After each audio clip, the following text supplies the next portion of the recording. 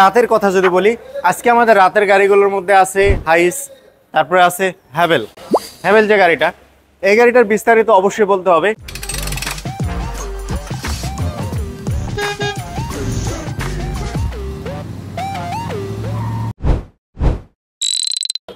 আজকের একটি এলপিজিতে কোন গাড়িগুলো এলপিজি করা হচ্ছে, তো প্রথমে যদি দেখি আমার সাথে আছে স্কোয়ার, পাশে আছে এক্সিও, আর এদিকটাতে বেশ কিছু গাড়ি আছে যেগুলো আছে V6 V8।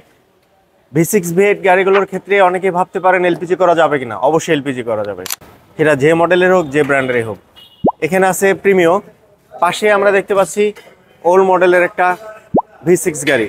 ইভেন আমার সামনের দিকে আরও অনেকগুলো গাড়ি আছে, সেগুলোর মধ্যে হচ্ছে V6 এর আরেকটা গাড়ি আছে যেটা ওল্ড মডেলের গাড়ি, সেটা হচ্ছে টয়োটা ল্যান্ড ক্রুজার। পিছনে আছে আরেকটা নোয়া গাড়ি। তো মোটামুটি এই গাড়িগুলো হচ্ছে মর্নিং শিফটে এই গাড়িগুলো এলপিজি করা হচ্ছে। আর ইভিনিং শিফটের কথা যদি বলি, ইভিনিং শিফটে কিন্তু আরও প্রচুর গাড়ি আছে।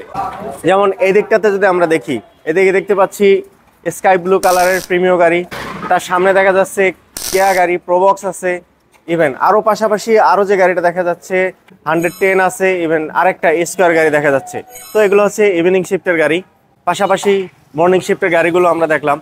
তো এই ধরনের গাড়িগুলো এলপিজি করা হচ্ছে। এর মধ্যে যদি আপনার কোনো মডেল থাকে যে এই মডেলের গাড়িটা আপনার ইউজ করতেছেন, গাড়িটা সিএনজি করবেন নাকি এলপিজি করবেন, তো সেক্ষেত্রে আমি বলবো নিশ্চিন্তে এলপিজি করবেন। কারণ এলপিজির ক্ষেত্রে অবশ্যই সার্ভিস ভালো পাবেন, পারফরমেন্সটা পাবেন পেট্রোলের মতো।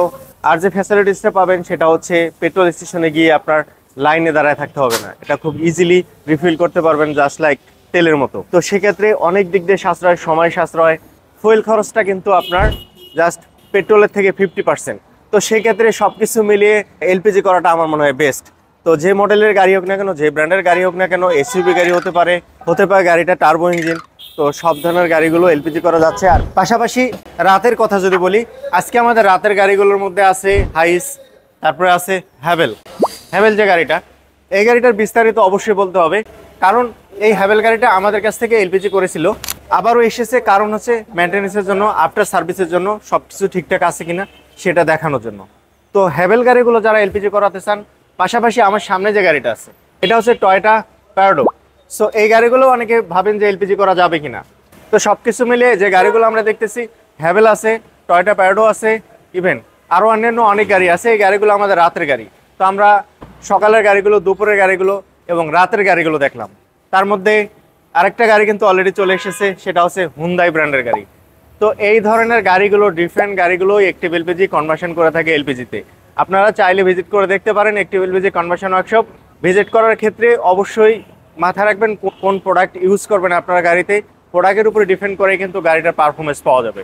ভিডিও ডিসক্রিপশন এবং ভিডিও উপরে নাম্বার দেওয়া আছে, ফোন করে বিস্তারিত জেনে নেবেন কোন মডেলের গাড়িটা এলপিজি করাতে চাচ্ছেন, কেমন খরচ হবে, কোন অ্যাক্সেসরিজ ইউজ করবেন। এই বিষয়গুলো জানতে অবশ্যই চলে আসবেন অ্যাক্টিভ এলপিজি কনভার্সন ওয়ার্কশপে। অ্যাক্টিভ এলপিজি কনভার্সন ওয়ার্কশপের লোকেশন আছে 100 fit road, Madani Avenue, Baridhara, Dhaka.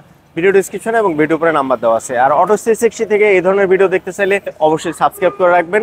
Facebook থেকে যারা আছেন পেজটা ফলো দিয়ে রাখবেন। সাথে থাকার জন্য অসংখ্য ধন্যবাদ সবাইকে। ভালো থাকবেন সবাই, দেখা হচ্ছে পরবর্তী ভিডিওতে। আসসালামু আলাইকুম সবাইকে।